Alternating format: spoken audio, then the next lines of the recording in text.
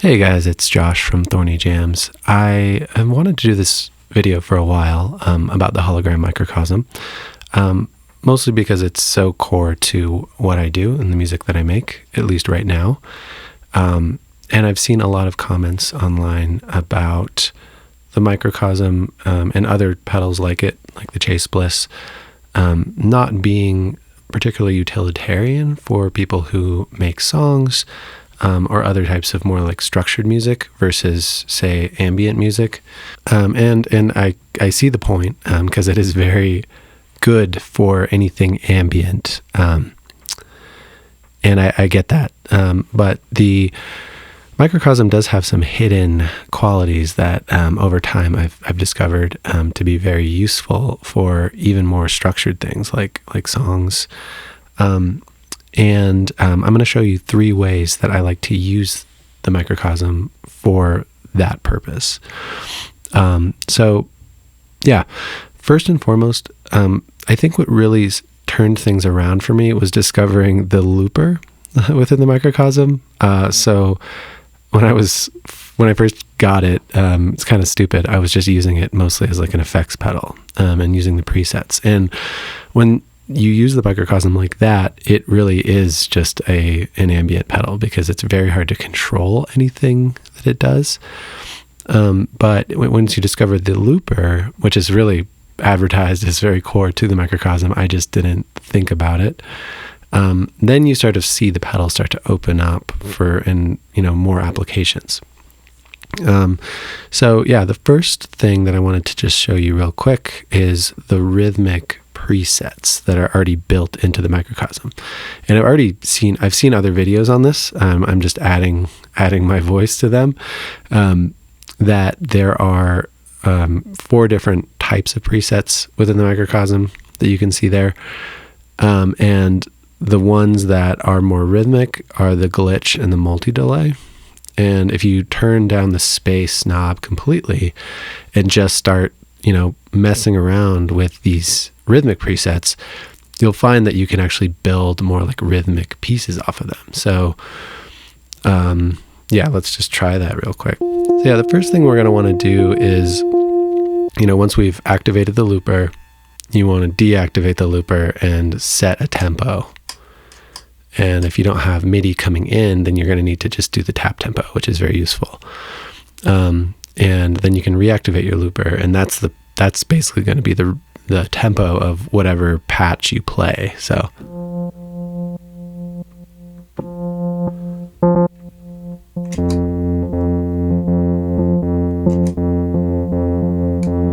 yeah, so that one's not going to be super useful. Usually I find the blocks 1 patch to be kind of the most simple, straightforward rhythms, but sometimes it really just kind of depends.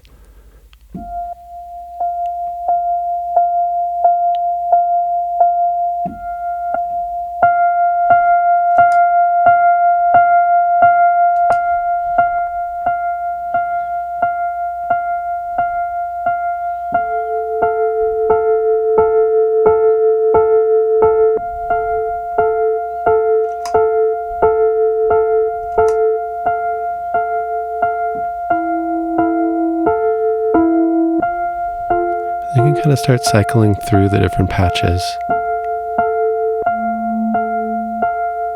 You kind of juxtapose some of them against each other.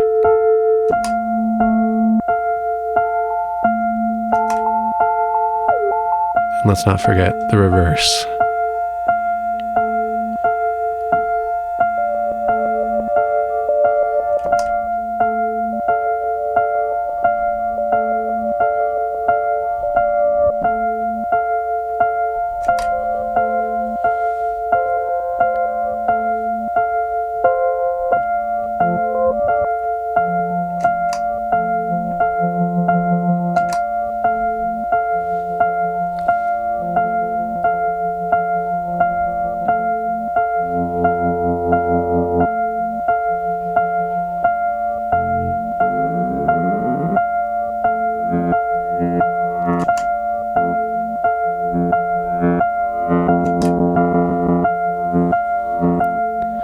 Yeah, and I like to just let the pedal kind of surprise me, because you never know what it's going to do exactly. You have some idea. But when you start kind of layering those patches on top of each other, I think you can get some really interesting results. And I found myself, kind of writing songs based on these different sounds. And I think that's really fun and can lead to a lot of inspiration. Something I think a lot of people, like a mistake a lot of people make with the microcosm, is trying to fit it into a box. Whereas I think if you let it lead you a little bit, you might have some idea of what you want to make, but kind of let it collaborate with you a little bit more. It starts to open up a lot of possibilities. And then, last thing on the rhythmic presets that I wanted to touch on is the layering patches over each other. So we just did a little bit with the glitch patches, but if we move up to, say, some of the more traditional like ambient patches, like the mosaic, and then we turn up the space knob, I think the space knob is something to keep in mind. It changes a lot of what the microcosm does. A lot of people don't know there's 4 different reverbs within the microcosm that you can change. If you look in the manual, it'll show you how to change what the space knob is actually doing. And I think they're great sounding reverbs, and you can create a lot of depth and dynamics to what you're making, the loops that you're making. So if I turn that one up to, say, 12 o'clock on the mosaic and go back to our loop here,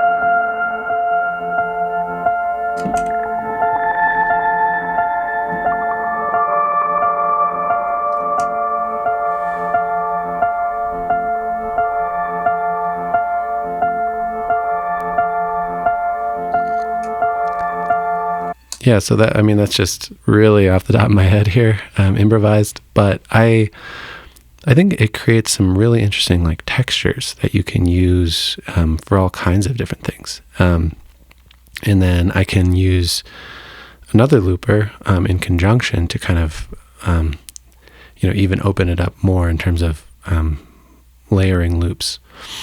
That kind of leads us to our next utilization of the microcosm that I like to do a lot, which is burst mode. And this can kind of lead to, again, more of a rhythmic effect. I think the main complaint about the microcosm is it's not rhythmic. So you're getting a lot of like sound and interesting texture, but you're not really getting rhythms that you can then use to make something like a song. The way to turn on burst mode is to hold the phrase looper button and then scroll to burst and then press the preset button and then press phrase looper again. And now you've got burst mode. Something that I should mention is that quantize has been enabled this whole time. And I think when you get the microcosm locked into that clock, whether it's external MIDI clock or the actual microcosm's clock, that really opens everything up. So I always have quantize on, basically. And then, you can use burst mode. And you can see I have another looper here. And I tend to use another looper in conjunction with the microcosm. I don't really like to just use it by itself as a looper.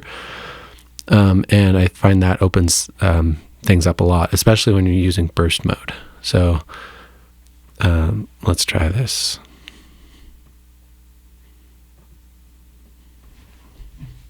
So I'm going to completely turn off the mix so that I'm literally just running a clean keyboard in here. That's really all burst does. And I know that kind of probably seems kind of underwhelming. It just creates like essentially a rhythmic loop, a very short loop. But it's really useful when you have another looper. I can go like this.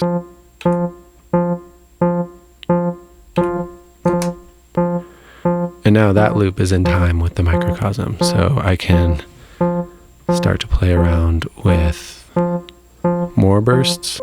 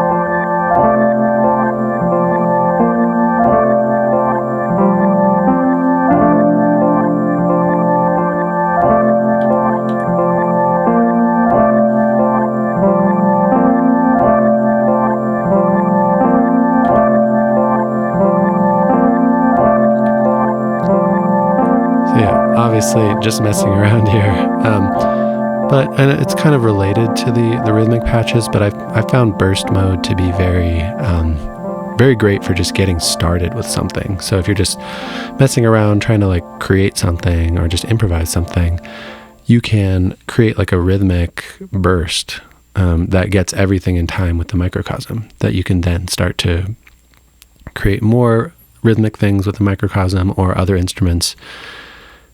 You can just do like a drum loop with that. And I don't know, I just find it really useful when I'm trying to create something that's like in time and rhythmically locked in. So yeah, I use that a lot. And then the last thing I wanted to share was the user presets, which I think is kind of buried. So it kind of gets ignored, and I didn't use them for a very long time. But if you're thinking about live performance, it's so useful to have presets that you can then essentially just toggle throughout a set. So yeah, if I'm going to my user preset, I'll kind of show you what I've done with them. I think there's so many things you could do, but I'll just show you what I've done.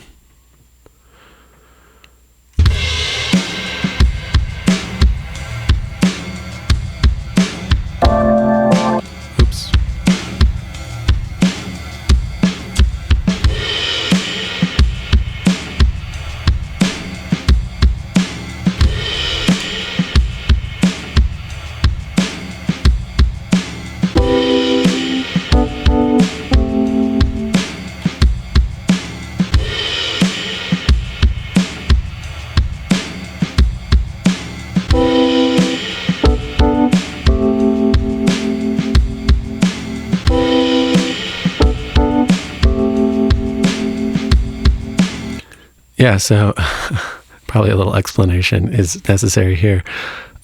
You can save up to 16 loops as part of these user presets.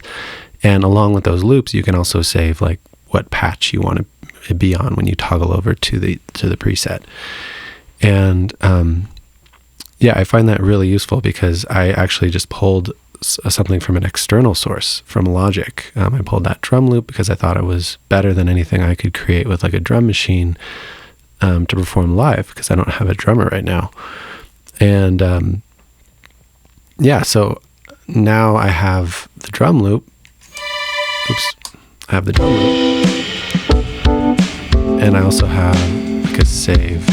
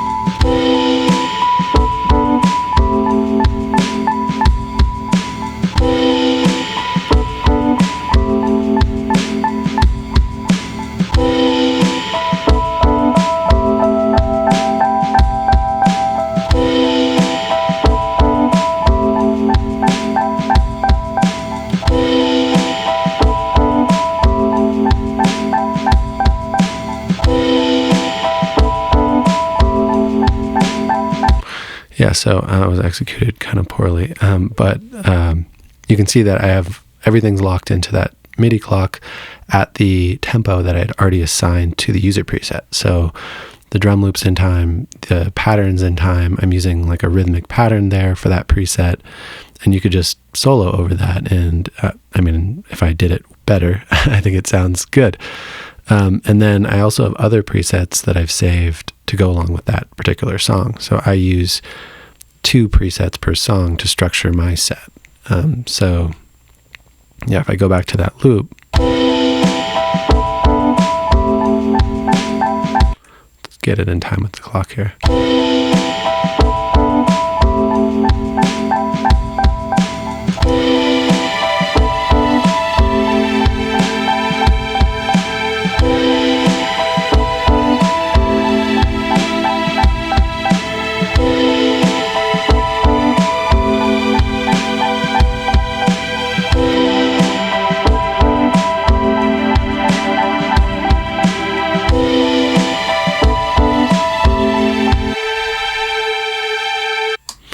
Yeah, I mean, so yeah, that's just what I chose to use it for. I mostly just pulled stuff off of external sources like Logic, but you could also just create loops from the microcosm that you could then pull from later to sort of just add more continuity to your set. And I think that's really useful and seamless in terms of being able to create like a more full sound on the fly versus having to create everything like in real time. If you're into looping. I think that's really all I wanted to share in terms of just three ways to sort of expand your use of the microcosm. I use it a lot. I think it's an amazing tool and creatively helped me creatively grow a lot. But I'm sure there's even more ways. So share any unique ways that you've used the microcosm in the comments. If you like this type of video, I'm going to try to post one sort of video for creative inspiration for musicians every week, along with the performance videos that I do. So go ahead and like and subscribe if you want more of this kind of thing. But yeah, thanks for watching, and I'll see you next time.